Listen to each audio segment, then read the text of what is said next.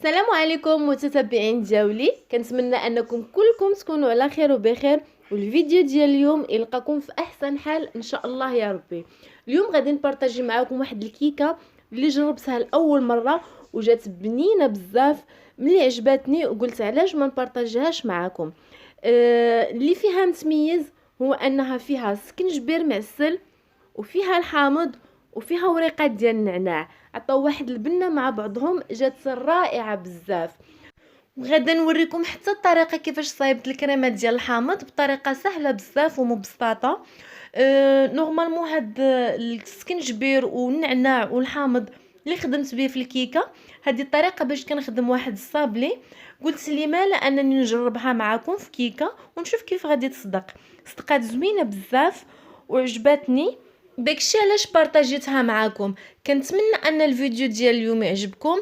ما تنسونيش بالتعاليق ديالكم، بالاعجابات ديالكم، وبالاشتراك الا كنتم مشتركينش، وما تنساوش تفعلوا زر الجرس باش يوصلكم كل جديد.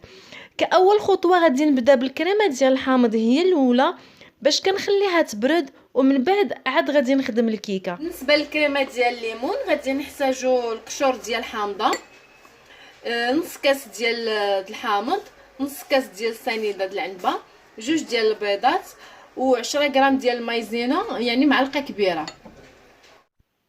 في طنجره درت الحامض، غادي ندير معاه البيض، جوج ديال البيضات، وغادي نضيف عليه القشور ديال الحامض، سنيده، وغادي نضيف المايزينا. غادي نخلطهم مزيان حتى كيتخلط كلشي. غنديرهم فوق نار مهيله، غنستمر في التحراك ما نحبسش باش البيض ما يطيبش. كيف ما كتشوفوا راه غادي يبدا يتقال. ملي كيوصل فحال ما هكذا صافي كنطفي عليه. غادي نضيف له 2 معالق كبار ديال الزبده ديال سونطراليتيير ولا الزبده ديال الجوده، المهم تكون سبيسيال. نحركها مزيان حتى كتذوب الزبده، كتعطي واحد اللمعه وكتخلي هذا لا كريم ديالنا يكون ليس. من بعد ما تذوب الزبده غادي نصفيه باش يتحيدوا هذوك القشيرات ديال الحامض. كاينه واحد الطريقه اخرى انني كنطيب الحامض مع شويه ديال الماء حتى كيتقطر كله، كيتحيد منه هذاك الزيت ديالو، عاد كنصفي القشور وكنضيفوا للخليط. هكذا انا درت كلشي في مره باش ما ياخذش بزاف ديال الوقت. هاد الطريقه سهله. غادي نصفيه دابا مزيان ومن بعد غادي نغطيه بشي بلاستيكه باش ما يدخلش له الهواء. دابا غادي نديرو في الثلاجه باش يبرد، وفي نفس الوقت غادي ندوز باش نصايب الكيكه. بالنسبه للمكونات غادي نحتاجو كاس ما يكونش عامر ديال سنيده، وكاس ما عامرش ديال الزيت، وكاس ما عامرش ديال الحليب، العبر ديال الكاس ديال العنبه، 4 ديال البيضات، القشور ديال الحامضه، 20 غرام ديال سكنجبير معسل، وريقات ديال النعناع، ساشيه ديال الفاني من وزن 7 غرام ونص، وجوج ساشيات ديال الخمارات من وزن 8 غرام في الوحده، طحين من 250 غرام حتى ل 300 غرام على حسب الطحين. في خلاط كهربائي درت 4 ديال البيضات، غادي نديروهم يطلعوا مزيان، ومن بعد غادي نضيف عليهم ساشي ديال الفاني، وغادي نضيف عليهم سنيده، كاس قلت لكم ما يكونش عامر ديال السنيده، كاس ديال العنبه. غادي نديرهم يطحنوا مزيان مع بعضهم، ومن بعد غادي نضيف عليهم الكاس ديال الحليب، وغادي نضيف عليهم الكاس ديال الزيت. الزيت غادي تضيفوه غير بشويه، كيف ما كتشوفوا غير بشويه، لحقاش الزيت كيزيد يطلع لينا الخليط وكتجي الكيكه منفوخه. كيف ما كتشوفوا ها هو كيزيد يطلع واللون ديالو كيتبدل كيولي بيض. من بعد ما تخلط كلشي درت الخليط في اناء. غادي نضيف عليه معلقه كبيره ديال النعناع اللي شديتو قطعتو قطعات صغيورين، غسلتو نشفتو قطعتو صغيورين. 20 غرام ديال السكنجبير معسل حتى هو قطعتو لقطعات صغار. وغادي ندير معلقه كبيره ديال الحامض، ديال القشور د الحامض عفوا. ندير معلقه كبيره كيعطي النسمه كيجي زوين بزاف. غادي نخلط كلشي ومن بعد غادي نبدا نضيف الطحين بالتدريج.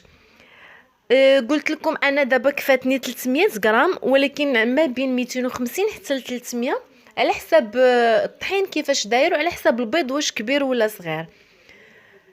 درت القليل من الطحين، غادي نضيف عليهم ساشيات ديال الخمارات 8 غرام و8 غرام، يعني 16 غرام ديال الخميره ديال الحلوه.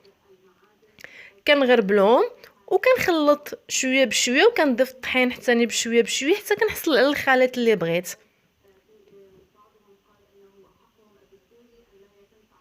غادي نستمر فحال ما هكذا حتى نكمل الكميه ديال الطحين كلها اللي غادي تكفيني. هذا هو الخليط ديال الكيكه.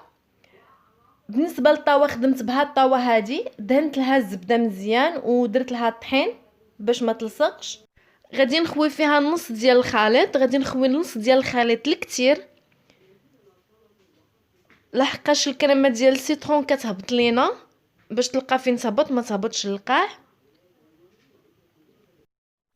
دابا غادي نضيف الكريمه ديال الحامض، غادي نضيف اللي كفيني وغادي نخلي شويه باش نزين به من الفوق ديال الكيكه من بعد ما طيب. كيف ما كتشوفوا كندير غير شويه بشويه. غادي نسرح الكريمه ديال الحامض غير بشي معلقه كيف ما كتشوفوا، تغطي الخليط ديال الكيكه من الفوق. وغادي نضيف الباقي ديال الخليط. بالنسبه للفران راني شعلته كيسخن على درجه حراره 180. خليوه يطيب من التحت حتى كتشموا الريحه ديال الكيكه، كتعرفوا راها بدات كطيب صافي كتشعلوا عليها كتحمر من الفوق. ما نقدرش نقول لكم شحال المده ديال الطياب، على كيبقى على حسب كل فران. المهم حتى كتشموا الريحه ديال الطياب. ملي تخرجوا الكيكه وتلقاوها طابت، تخشوا فيها شي عود ولا موس ما يخرجش فيه العجينه، تلقاوها طابت خليوها ردوها للفران، طفيو عليها وردوها للفران، خليوها تبرد في الفران وخليوها في المول ديالها حتى كتبرد. عاد حيدوها باش ما كترجعش تهبط الكيكه، حيت الا خرجت من الفران سخونه وحيدتوها من المول ديالها غادي تهبط، والا خليتوها جاريه يعني خفيفه من الطحين كترجع كتهبط. ها هي الكيكه ديالنا ما خرجتها من الفران، كيف ما كتشوفوا الشكل ديالها جا محمر وباينه كتشهي وبنينه. كنسقيها بالسيرو اللي درتو بكاس ديال الماء مع كاس لارب ديال السكر سنيده ومع طريفات ديال الحامض. درتو حتى تقال واحد شويه مده تقريبا ديال 5 حتى 7 ديال الدقائق وسقيتها به. الا كانت الكيكه مازال سخونه سقيوها وخليوها تبرد في المول ديالها.